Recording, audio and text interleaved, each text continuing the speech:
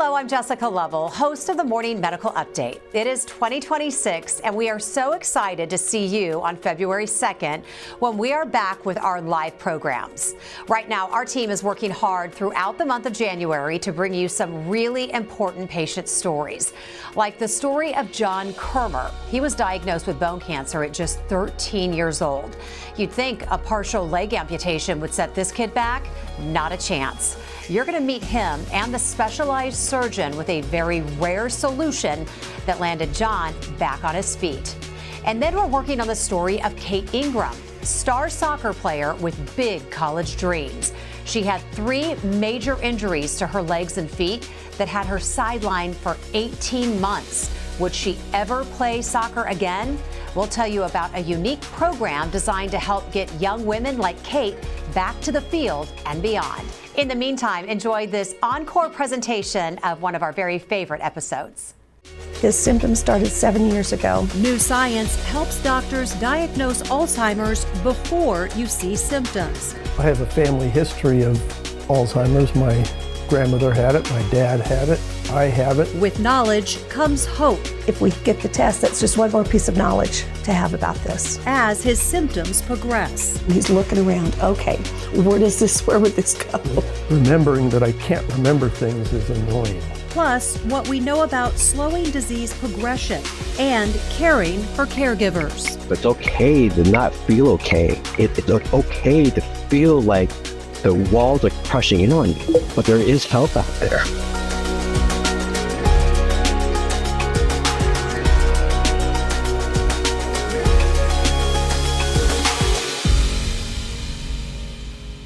Welcome to Choices, Hope, and Science. I'm Jessica Lovell, and we are joining you from the Dolph C. Simons Jr. Family Broadcast Studio. Most of us have struggled to remember something. The more you forget, though, the more concerning it becomes. Memory loss is the first noticeable sign of Alzheimer's, yet the disease begins long before symptoms present. How do you diagnose before symptoms? Angie Racono spoke with one couple ready for some clarity, and it all starts with a blood test. I'm not sure I want you walking around the neighborhood unless you have your phone with you and I can keep track of where you're going. I know where I am. May not be able to tell you, but I'll know. Brian Janes is 64. He's been diagnosed with mild cognitive impairment and recently Alzheimer's. I have a family history of Alzheimer's. My grandmother had it, my dad had it, I have it, and I guess if there's something we can learn that would help somebody down the road, that's worth a lot to me. Brian's diagnosis is currently based off of his symptoms, which have worsened over time. About a year ago, it was my mom's 90th birthday, and we had a lot of family here, and great time. And I was talking about it the next day, and he said, was I there? It's like, yes, but he didn't remember. Brian plans to take a newer blood test that detects elevated levels of proteins that characterize Alzheimer's disease. Here's why an accurate diagnosis is important. Alzheimer's is a brain disease making up 60 to 80% of dementia cases, meaning the rest is something else. A confirmed diagnosis can lead to a more appropriate treatment and understanding for families. The frustration is big because he knows he can't remember, and he knows he used to be able to. Yeah, remembering that I can't remember things is annoying. Brian paints and keeps active. He works with specialists at the University of Kansas Alzheimer's Disease Research Center. Well, I like trains. I know. His family knows there are many aspects of Alzheimer's that remain a mystery. There are just those moments where nothing's there. A blood test will be one piece of information. There's still so much they don't know about Alzheimer's, and any information we can get about his disease, it will be better because they're coming up with so many new things right now, different treatments, and so just getting a little more information. And we are joined in studio by two neurologists and experts in memory care. Dr. Russell Swerdlow is the director of the KU Alzheimer's Disease Research Center, and Dr. Jeff Burns is the co-director of the Research Center. Gentlemen, welcome to you both. We're also pleased to welcome in Brian and his wife, Gay. They are both joining us from their home today. Gay, what is the biggest thing that has changed for you as Brian's symptoms have progressed? I am now his short-term memory. He will ask, have we eaten dinner? And I said, yes, we've eaten dinner, which in his mind means he can have ice cream. He'll also ask, have I taken a shower? I need to go take a shower. I said, no, you took one an hour ago. So all the short-term memory is gone, and so I am his short-term memory. Dr. Burns, could you explain the science behind this blood test? So the idea, I'll start with the idea about this blood test, is it's a test that gives us an indication as to the likelihood that somebody has something called amyloid in the brain. And amyloid is something that's associated with Alzheimer's disease. So if we have somebody who has cognitive changes, and you can now use this blood test to detect if they also have amyloid in the brain, then it can give us a really strong clue, one additional big piece of the puzzle to help us understand if somebody has Alzheimer's. And so really the science behind it is we're measuring small proteins, amyloid and tau, in the blood, and we're now we've validated these tests to get to the point where we feel pretty confident, or very confident, that they reflect the likelihood of whether somebody has these microscopic changes in the brain.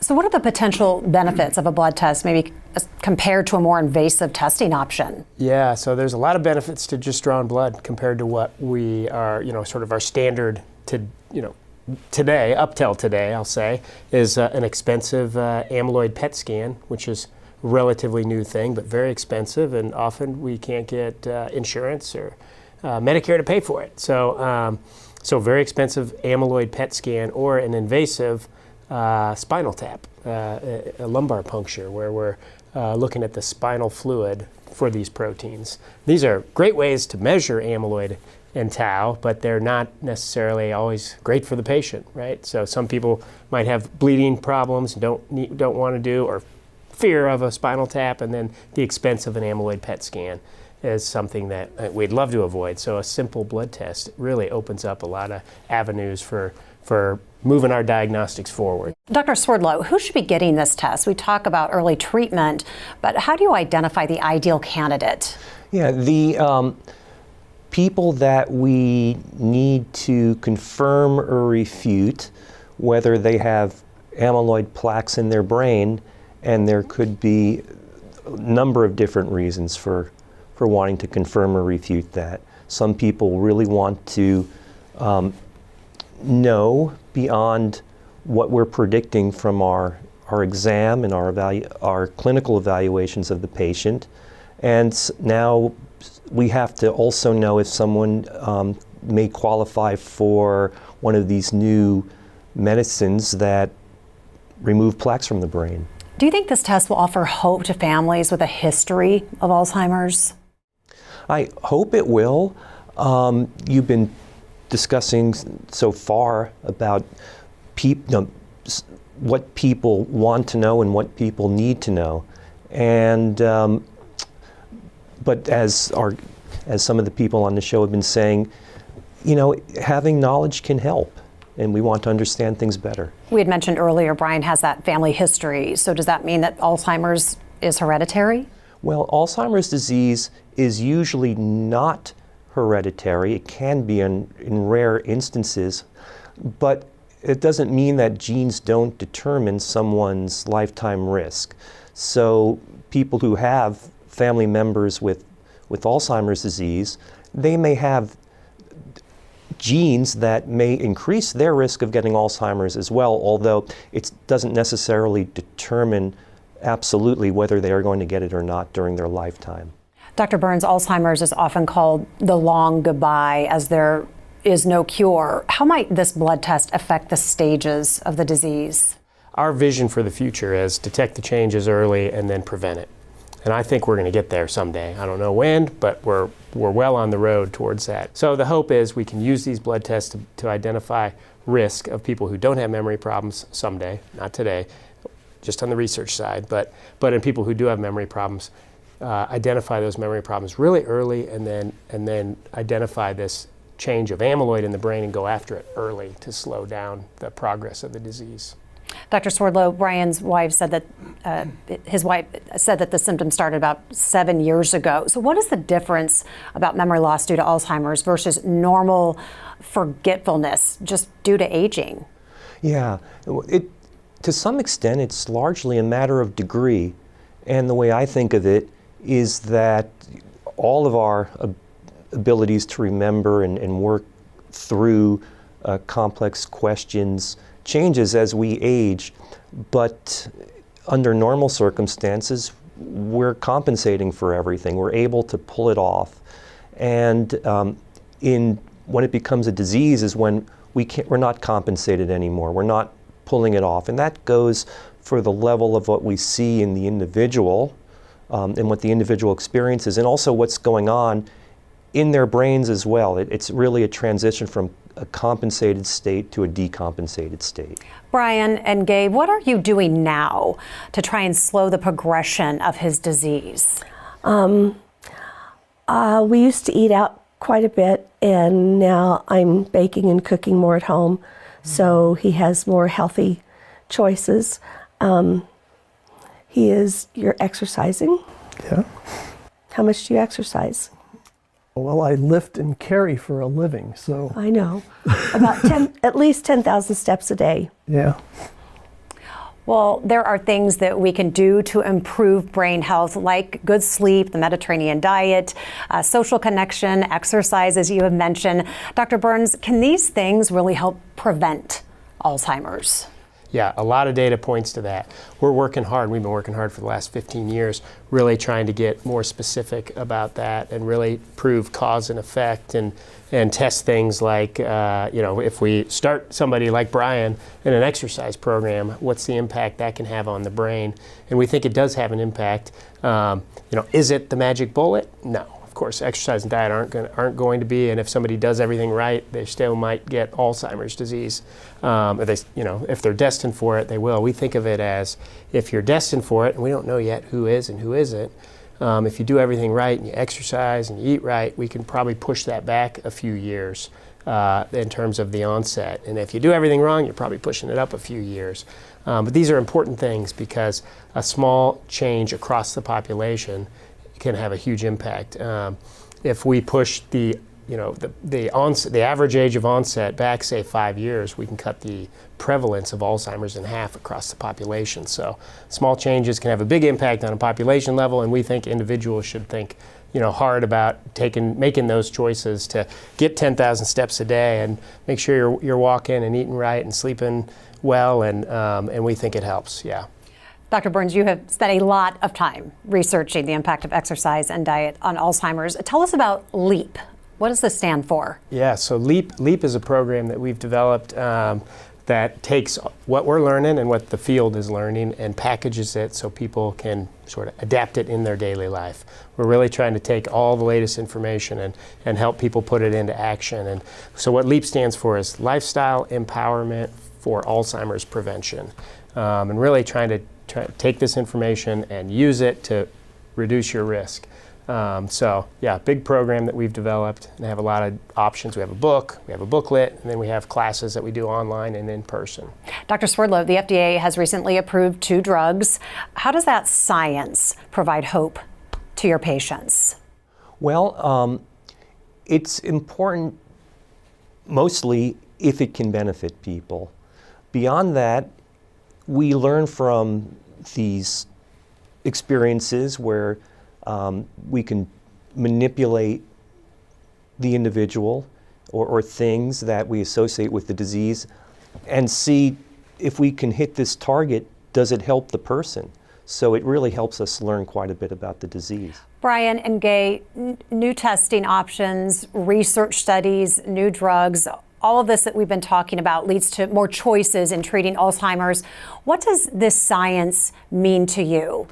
Well, my hope is that we can figure out what we can do about it, and also maybe even learn something about how to prevent my kids from following me on this path.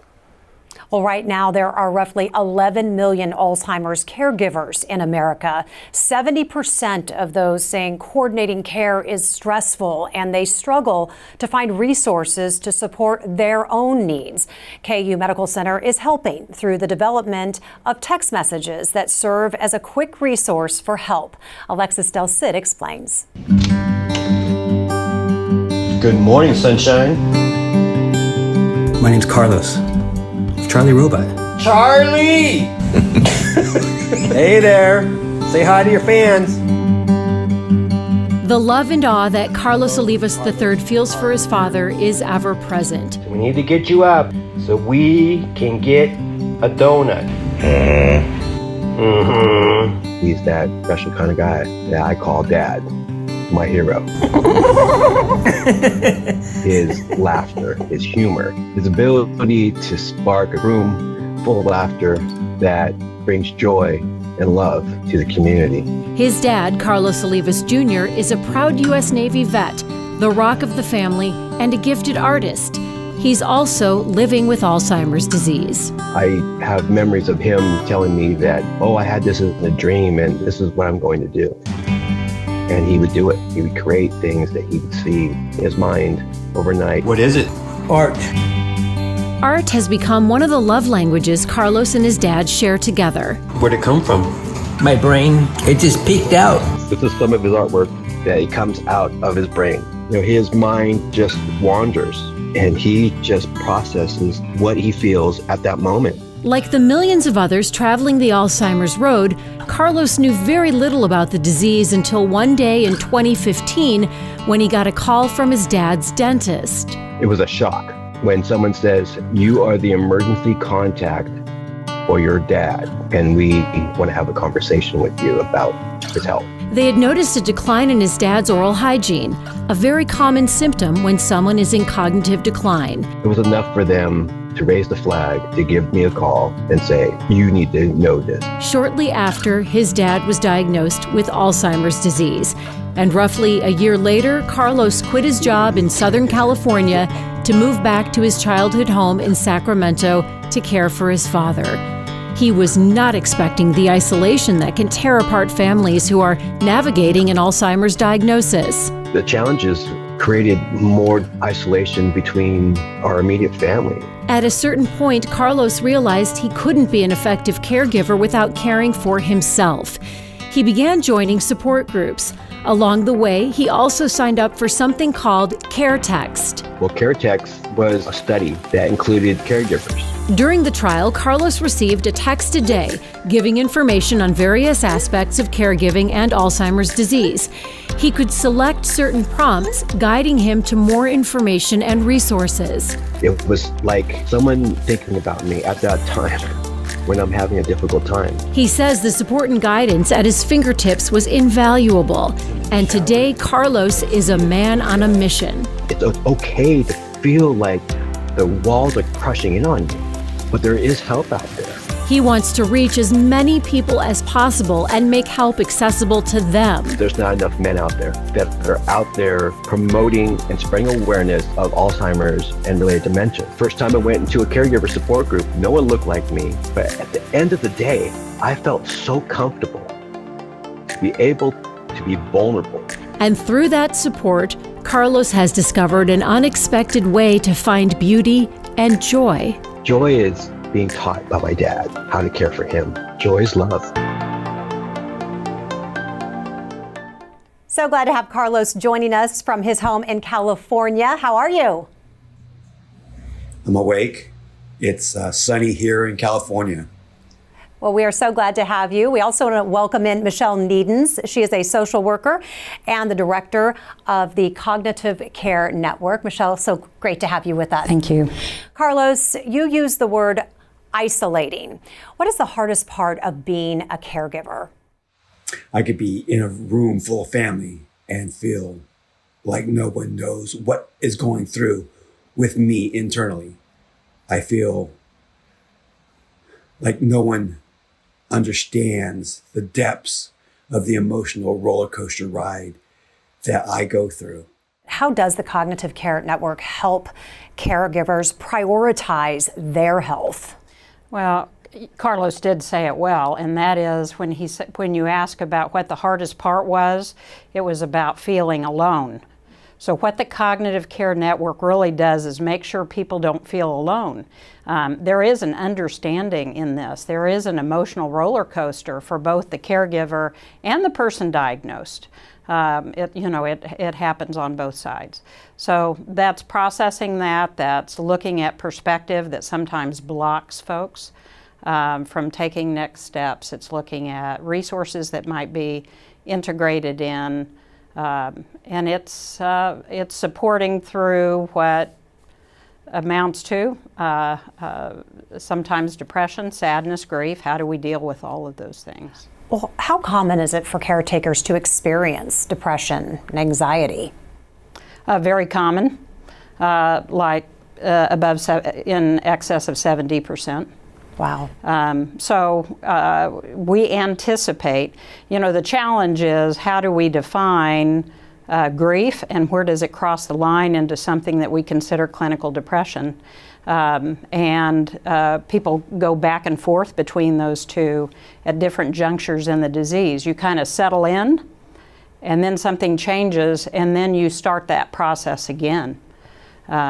So very common. Carlos, what did you notice the first few months of receiving those texts? We go through grief and depression, and I feel like I battle that every day.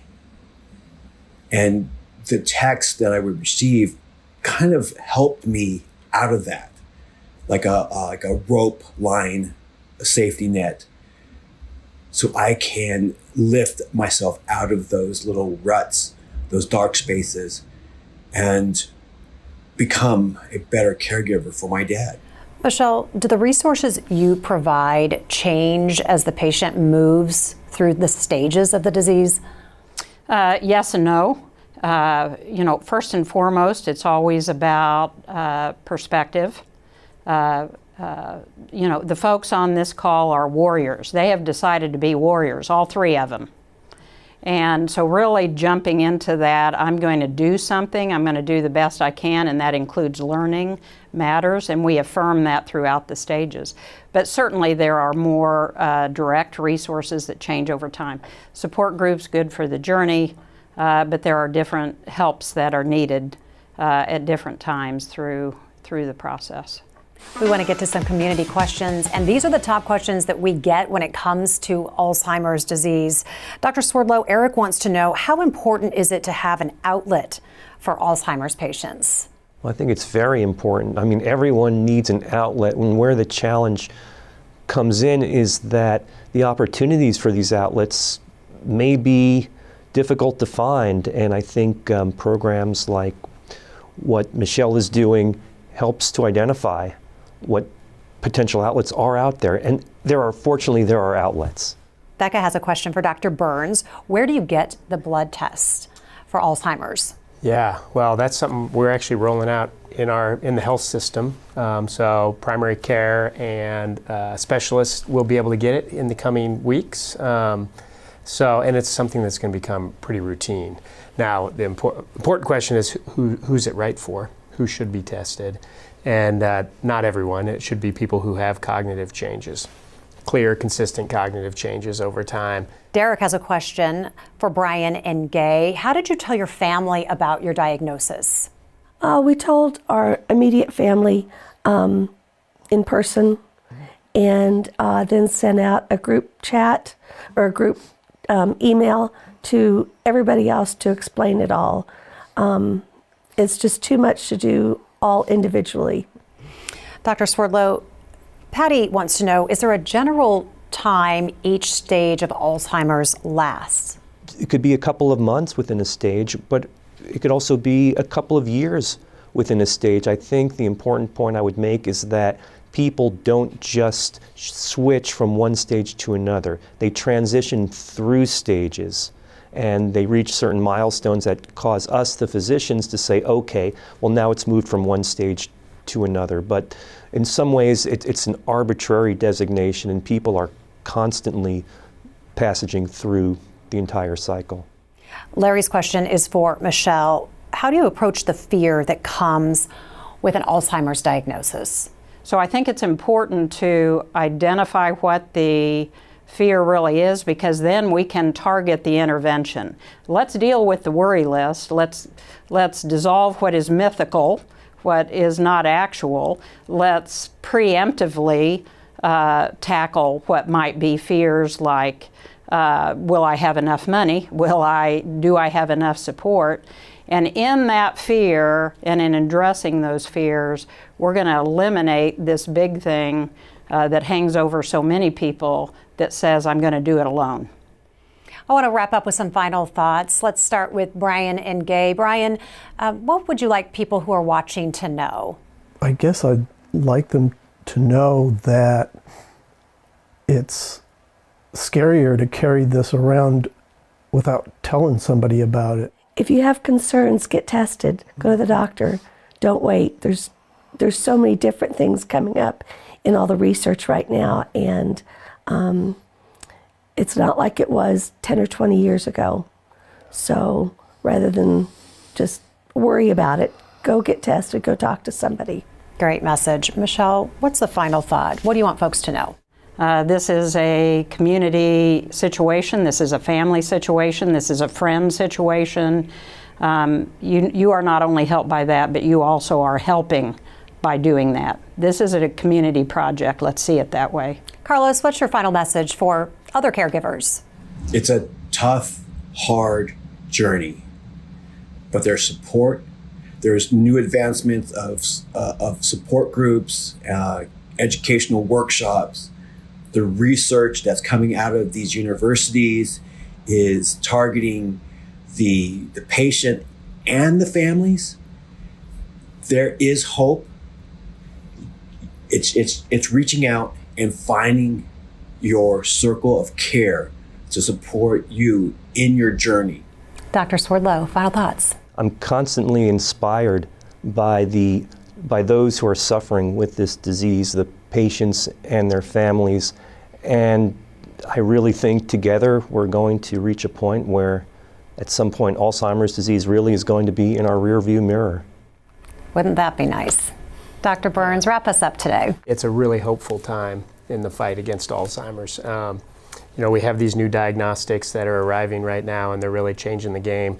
We have new drugs that are helpful, that target new targets, amyloid in the brain, and we have more coming. So it's a really hopeful time. It takes the whole community, and so thank you, Brian and Gay, for being here today and putting yourself out there from the bottom of my heart. Thank you.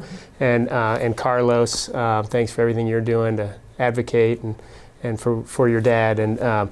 But it's a team effort, and we need people, we need the community, and we need to fight for funding and for the advocacy, and we are going to put this in the rearview mirror. I believe that too. Well said. Such an important discussion, and we just want to thank all of our guests, our doctors, for joining us and just sharing these stories of hope.